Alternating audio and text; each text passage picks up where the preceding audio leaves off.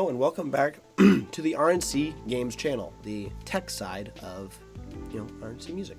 So we're once again here today with another GPU that is just incredibly strange and just I'm not sure why it exists, but I'm grateful to have it. Honestly, it is the nVidia GT 630.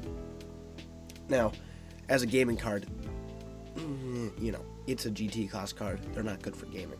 They're mostly glorified display adapters, except this one. This one is actually decent. So what this was pulled from was some Lenovo something or other. It's a Lenovo OEM card.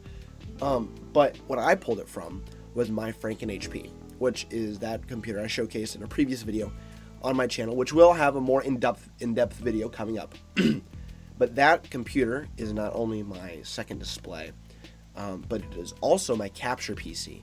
So anytime I want to record something, whether it be for any of my YouTube channels, or record a vinyl, or even record gameplay on my main computer, I use that as my capture PC, just to offload any of the extra work off of my main computer to a separate device. And this is the heart. This is what makes that happen. This has nVidia encoding. Now you may be thinking, but GT class cards are not supposed to have nVidia encoding. That's one of the things that makes them a GT card rather than a GTX card. And you would be right, except for this does have nVidia, and it's quite good. It is really quite good. I have done multiple recordings of two 1080p streams, one 1080p source and one 1080p camera stream. Mixed into the same video on OBS, and it just never dropped a single frame, and it's just insane what this little card can do. It is a 50-watt TDP card, so it does not have any sort of external PCI power or anything like that. It pulls all of its power from the 75 watts off the PCI Express port. Sorry.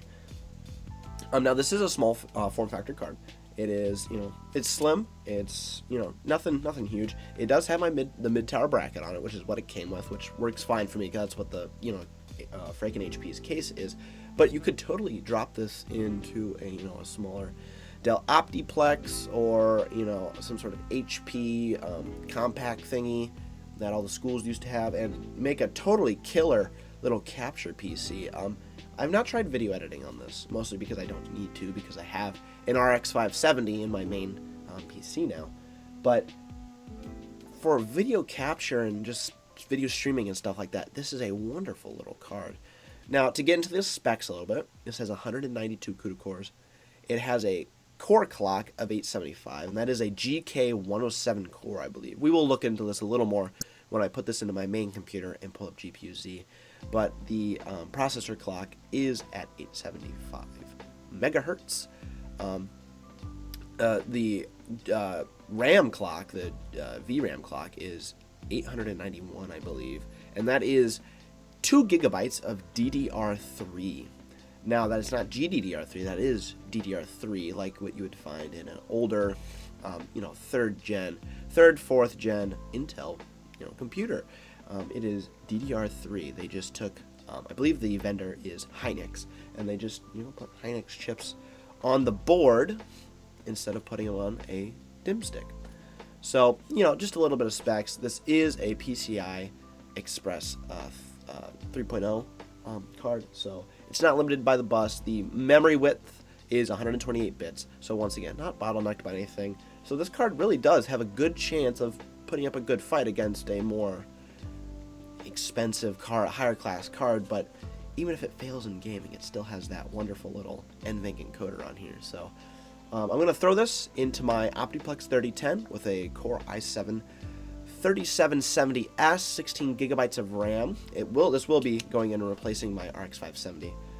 But once I do that, we'll hop on Windows and we will check out the GPU-Z window and see what this thing really has under the hood, and then we'll get into some gaming. So stay tuned.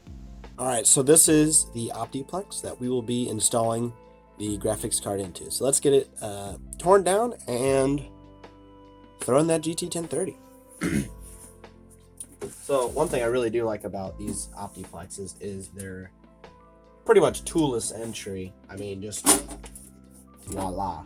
I'm really bad at cable management, as you can tell.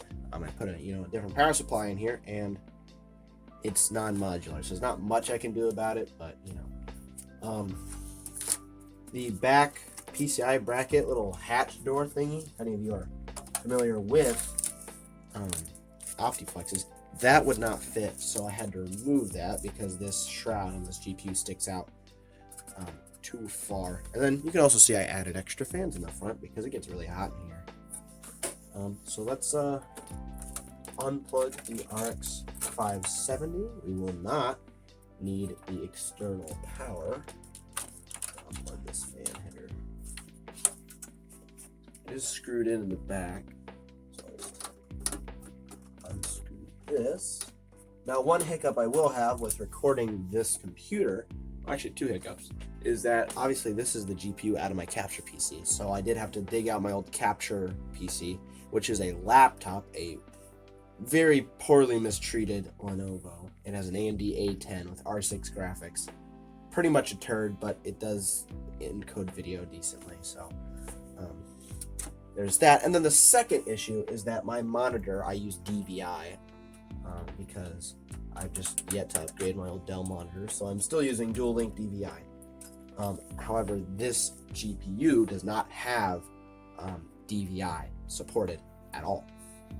So we will have to use VGA for the display, but that won't matter because I'll still be outputting HDMI to the capture computer.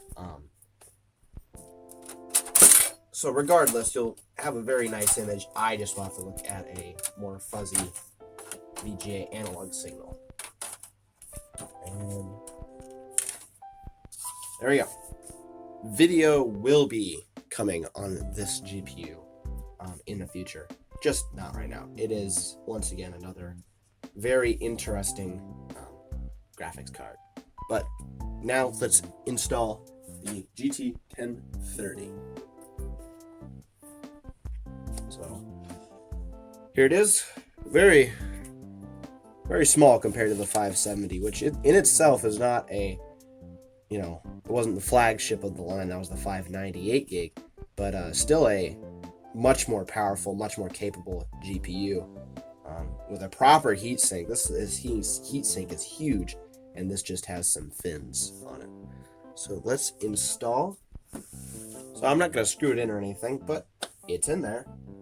So let's swap my cable to a VGA cable for my monitor and get this all hooked up and put back together so we can throw it up on the computer.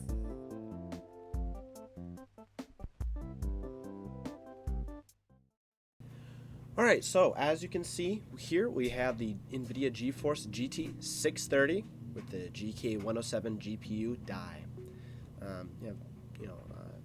Technology, the lithography of it, 28 nanometer. The release date is actually 2012, so over 10 years old. Our sub vendor, so the actual creator of this card was Shenzhen Bitland, which I believe is an OEM manufacturer for pre-builts like Dell and Lenovo. Right here we have the robust interface PCIe X16 3.0. We do have DirectX 12 support, but it is only at the 11 feature level. Right here we have our memory type DDR3 from Hynix, and that is 2 gigabytes of it, and it is on the 128-bit bus. Now, driver-wise, I wasn't able to download the latest drivers from nVidia. For whatever reason, it just would not auto-download, and I wasn't able to get the website to work, so I had to download a modified driver from 3 years ago, or 2.5, really, from 2020, which should be fun. The graphics card works now, so that is all good. So it supports OpenCL, CUDA, DirectCompute, DirectML, Vulkan, and OpenGL 4.6. And just to show the specs of the Optiplex itself, it's a Core i7 3770S with 16 gigs of DDR3 at should be 1600, I think. It doesn't matter. It's quick enough. Actually, we just look right here. Oops. It is at 1600, yes. So I wanted to test 4 games: BeamNG Drive, GTA 5, CSGO, and Just Cause 3. So without any further ado, let's get into BeamNG Drive. Alright, so we are in BeamNG Drive on the Utah map. I set the graphics settings to low, and it does stuff. It's a graphics card.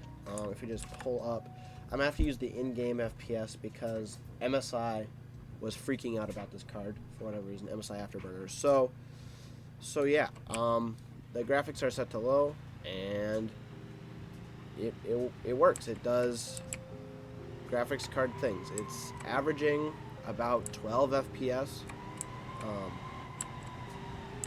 but I'm honestly surprised because BeamNG Drive can be a just resource-intensive game, period. RAM, CPU, GPU, and whatever. So this is a little surprising to me because this performs about as well as my GT 1030 did in my Dell Inspiron setup. So I'm honestly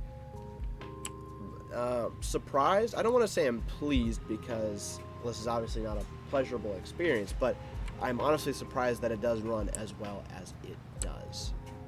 So on to our next game, GTA 5. Alright, so we're here in GTA, and we just need to adjust the settings to make sure we don't blow up our GPU here. And it looks like it's already done it for us. So if we just... Oh, I forgot that it worked like that. Just apply changes. Yes, keep our new resolution. And everything can just stay off because new GPU, and I hate messing with GTA settings. For whatever reason, it just is a pain in the butt. Every time you apply a new setting, it wants you to restart, and then when you restart, the settings are back to their defaults. So, all right, we're in GTA, and yeah, it's doing it pretty well. This looks to be a 30 FPS if I want to take a guess, and yeah, foliage brings it down a little bit, but this is on GTA's absolutely, like, the absolute minimum settings. But you know, for a GPU that came out before this game came out, 2012, and at the time that it did come out, it was a budget, you know, card already. This is actually very impressive. But then again, GTA 5 is a pretty old game and is I don't want to say optimized, but it's not as, you know, it's more forgiving for older hardware. So let's get out onto the road. Let's find a vehicle and get onto the road. Alright, let's see if we can get a car here.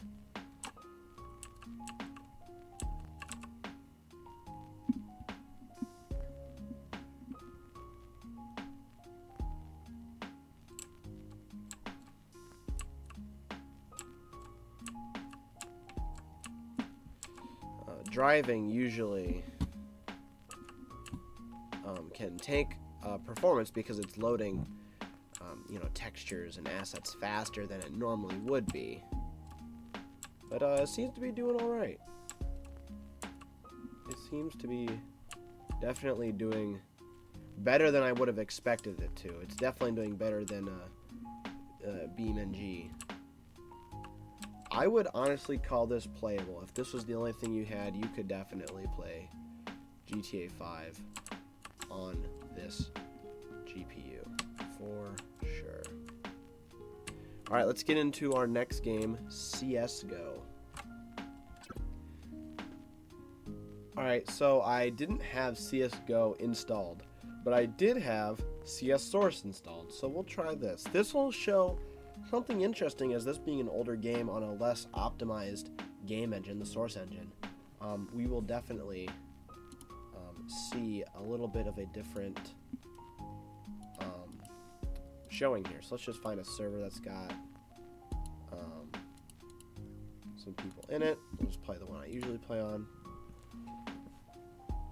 and load this game up. I'm really surprised how well this GPU is performing so far. I'm really curious to see how it does in Just Cause 3, as that being a less optimized title like BeamNG Drive. So I'm very curious to see how it performs there. Alright, we are in the server. There's an issue loading the message. But, as you can see, we're not playing yet, but it looks like everything's running really well. If we go to video, looks like everything is adjusted to maybe its fullest. No motion blur, full.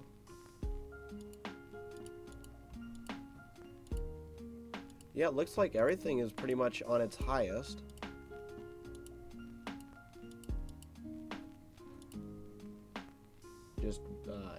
I just applied that higher anti-aliasing. It looks like everything is running and looking well. I want to say this is either close to or 60 FPS for sure. A little bit of screen tearing, but I think that is just to do with my capture setup that I have going on here. I don't think that is a GPU problem at all. I think that's probably my capture card. And just stuff like that. Yeah, this looks great. This is running really, really well. Definitely would be a great card for some older Windows XP, Windows 7 era gaming. So like Call of Duty, Call of Duty 2, probably up until Modern Warfare. So Call of Duty 4, probably good for all those games, and older CS:GO, Half-Life, Half-Life Source, Half-Life 2, all of those. So yeah, this is looking good for sure. Alright, let's get on to our last game, Just Cause 3. So this is all the further that Just Cause 3 will go. It just won't launch. I don't know if that is a GPU thing, change in hardware, but if we look, nothing's being done on the drives. Like, it's just nothing's happening. GPU's doing stuff, but just nothing is happening. It says it's running. But so I couldn't get anything else to work. Something's weird about using a different GPU or whatever. But I think we've got all we need to have some final thoughts and make sense of why this GPU exists and what you should, if you ever come across one, what you should use this for. So let's get into final thoughts. So what are my final thoughts about this really strange GPU? I think that this card, which can be had for like literally $20 plus shipping on eBay, I think that this is a decent card for low-level video encoding, video decoding, stuff like that. So one application use case is a Plex server. This would be a pretty decent card for a Plex server because it can video decode and encode fairly decently. So I think that could be one use case for a cheap media accelerator, if you will. As was shown, it's not a good gaming card. It's not a gaming card whatsoever. Don't use it for gaming. A display adapter, it'll work fine. It do 2 displays pretty well.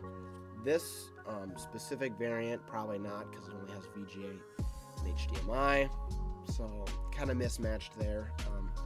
There are models that have multiple digital outputs though, DVI, HDMI, DisplayPort. So those would be a little more useful for that. But I think that for video capture and video streaming, I think that this is actually a decent option for someone who's just, having a Plex server, sharing it with a couple friends, or just using it at their house. I think that this is actually a pretty good option for that, for sure. And I think that's really the only reason you should really ever consider buying one of these is if you're going to use it as a workstation card for something like that needs a little media acceleration, which is helped by the NVIDIA encoder. So that's been the video on my GT 630. If you need a card like this for what I mentioned, go ahead, go buy it. I recommend it. If you want it for anything else, no, not worth it. So yeah, this has been RNC Games, and I'll catch you in the next one.